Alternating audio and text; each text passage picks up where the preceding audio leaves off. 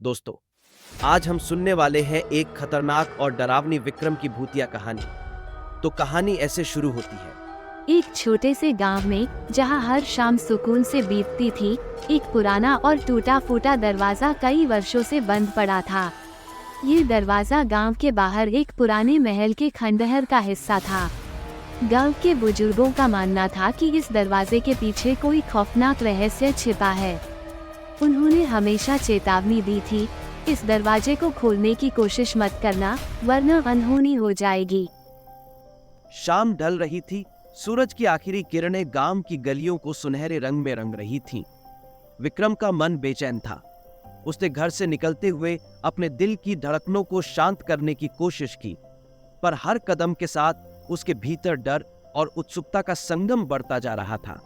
गांव के शांत वातावरण में वो दरवाजा और भी रहस्यमय लगता था।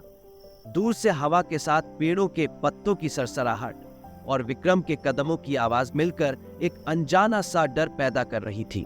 जैसे भी वह दरवाजे के पास पहुंचा, उसके हाथ कांपने लगे।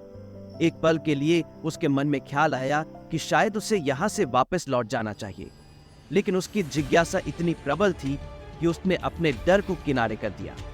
उसने दरवाजे पर हाथ रखा और अचानक ठंडी हवा का झोंका उसके चेहरे से टकराया। दिल की धड़कनें तेज हो गईं, पर उसने खुद को संभालते हुए दरवाजे को जोर से धक्का दिया। दरवाजा जोरदार आवाज के साथ खुला और उसके पीछे घना अंधेरा था। विक्रम का दिल तेजी से धड़कने लगा। उसने टॉर्च निकाली और कांपते हाथों से उसे जलाया। उसकी रोशनी में एक पुरानी सीढ़ी दिखाई दी जो नीचे तहखाने की ओर जा रही थी। डर उसकी नस नस में फैल गया, लेकिन उसकी जिज्ञासा उसे आगे बढ़ने पर मजबूर कर रही थी।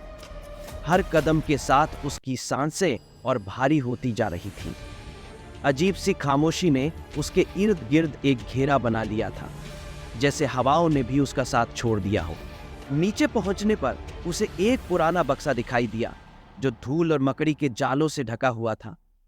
विक्रम ने अपना कांपता हुआ हाथ बक्से पर रखा और उसके भीतर की बेचैनी और बढ़ गई। उसने ढक्कन को खोलते ही पाया कि अंदर एक चमकदार पत्थर रखा था। पत्थर के स्पर्श ने उसके पूरे शरीर में ठंडक दौड़ा दी। उसकी आंखों के सामने सब कुछ धुंधला सा लगने लगा, जैसे किसी और दुनिया में खींचा जा रहा हो। तभी उसके कानों में एक धीमी गूंजती हुई आवाज पड़ी, तुमने इसे छूने की हिम्मत कैसे की? विक्रम का दिल तेजी से धड़कने लगा। उसकी रीढ़ में सिहरन दौड़ गई। उसने टॉर्च की रोशनी चारों ओर फेरी, लेकिन वहां कोई नहीं था। पसीने से तरबतर विक्रम ने घबराहट में पत्थर को और कसकर पकड़ लिया। तभी दीवारों पर अजीब से चिन्ह उभरने लगे और उस पत्थर की रोशनी और भी तेज हो गई। विक्रम के हाथ पसीने से गीले हो गए थे। उसकी सांसें जैसे रुक गई थीं। उसने महसूस किया कि उसे अब कोई रोक रहा है। आवाज फिर गूंजी, इस बार और भी कठोर, यह पत्थर हमारा है, इसे वापस रखो, वरना तुम्हारा भी वही हाल होगा जो इसके पहले आने वालों का हुआ। विक्रम के हाथ से पत्थर गिरते गिरते बचा। उसने कांपते हाथों से पत्थर को वापस बक्से में रखा। जैसे ही पत्थर ने बक्से को छुआ, अचानक सब कुछ शांत हो गया। दरवाजा अचानक जोर से धमाका करते हुए खुल गया। डर से भरा विक्रम बक्से को पीछे छोड़कर सीढ़ी की ओर दौड़ा। वह भागते हुए बाहर आया।